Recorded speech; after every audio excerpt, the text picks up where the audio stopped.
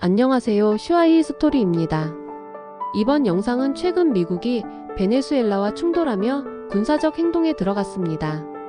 이 두 나라가 왜 긴장 국면에 처해 있는지 배경을 알아보도록 하겠습니다. 베네수엘라는 우리에게는 남미에 있으며 미인들이 많아서 국제 미인대회에서 항상 높은 순위에 들며 야구를 잘하고 미국 야구 메이저리그에서도 많은 선수들이 활약하고 있으며 석유가 많이 나고 북한과 친한 나라로 우리에게 익숙합니다. 역사적인 배경부터 알아보도록 하겠습니다. 베네수엘라는 남미 대륙 북부에 위치해 있으며 베네수엘라 남부에는 열대우림인 아마존이 있고 서부에는 안데스 산맥이 걸쳐져 있습니다.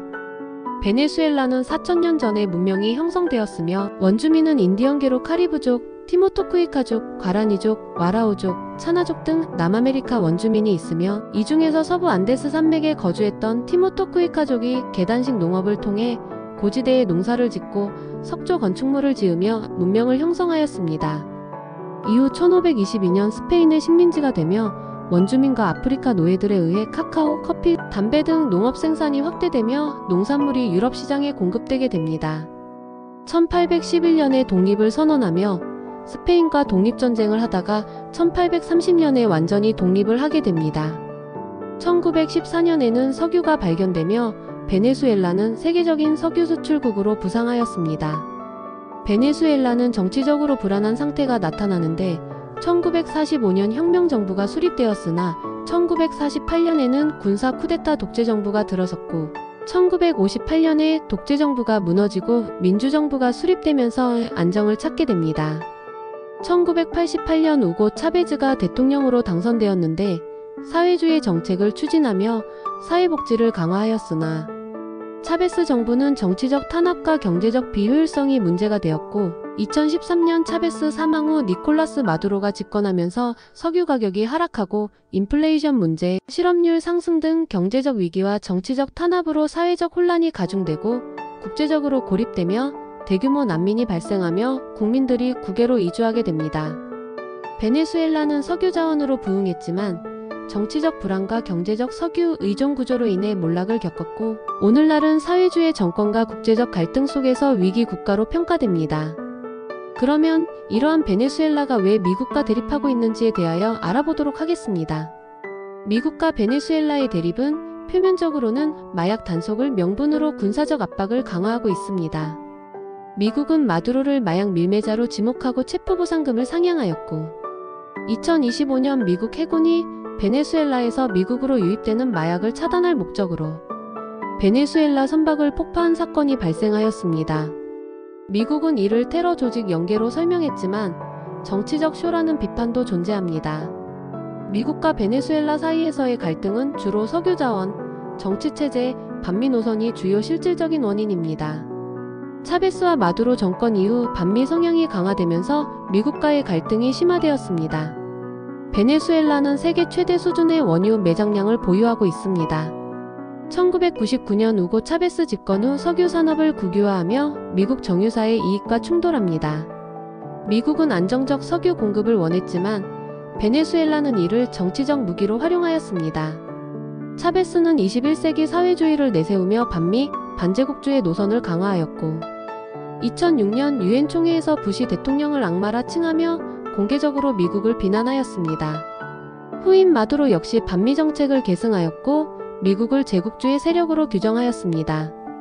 2002년 베네수엘라 쿠데타 사건에서 미국이 쿠데타 세력을 묵시적으로 지지했다는 의혹이 있었고 이후 베네수엘라 정권은 미국을 체제 위협 세력으로 간주하게 됩니다. 과거 냉전 시기에는 미국이 라틴 아메리카에서 반공 정책을 추진하며 갈등이 심화되었고 민주주의 인권 문제에서도 미국은 베네수엘라 정권을 비판하였습니다. 미국과 베네수엘라의 대립은 석유 관련 경제적 이해관계, 사회주의에 대해 자유주의의 정치적 이념 문제, 마약 범죄 등의 군사 안보 문제가 복합적으로 얽힌 결과입니다. 특히 차베스 이후 반미 노선이 강화되면서 양국 관계는 단순한 외교 갈등을 넘어 체제적 대립으로 발전했습니다. 현재 미국은 카리브해의 항공모함과 구축함, 핵잠수함까지 배치하며 베네수엘라를 압박하고 있으며 마약 밀매 차단을 명분으로 베네수엘라 선박을 격침하는 사례가 늘어나고 있습니다. 미 상원이 트럼프 대통령의 군사행동 제한안을 부결하면서 군사 옵션이 열려 있습니다.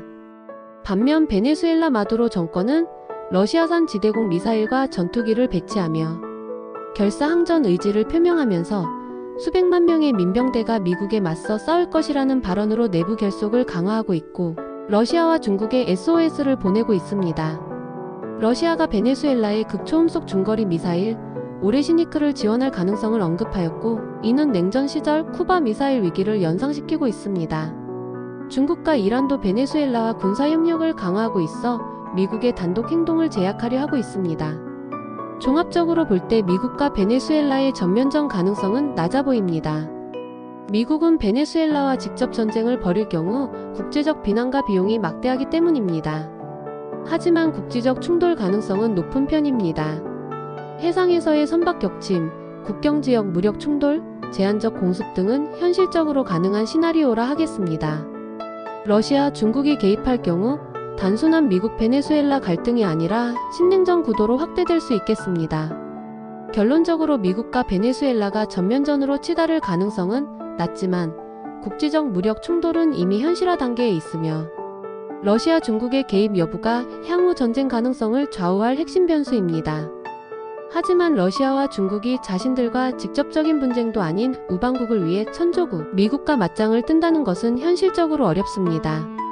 러시아는 우크라이나와 계속 전쟁 중으로 이란의 SOS도 모른 척 할 만큼 상황이 좋지 않습니다. 마지막으로 정리하자면 미국과 베네수엘라 충돌의 진짜 이유는 단순히 마약 단속이 아니라 석유 자원, 정권 압박, 지정학적 세력 다툼이 결합된 전략적 갈등입니다. 미국은 마약 문제를 명분으로 내세우지만 실제로는 베네수엘라의 석유와 러시아, 중국과의 군사협력에 대응하려는 목적이 큽니다. 가뜩이나 트럼프가 노벨 평화상을 놓쳐 심기가 불편한데 트럼프의 베네수엘라 길들이기가 어디까지 갈지 귀추가 주목됩니다. 이번 영상은 여기까지입니다. 끝까지 시청해주셔서 감사합니다.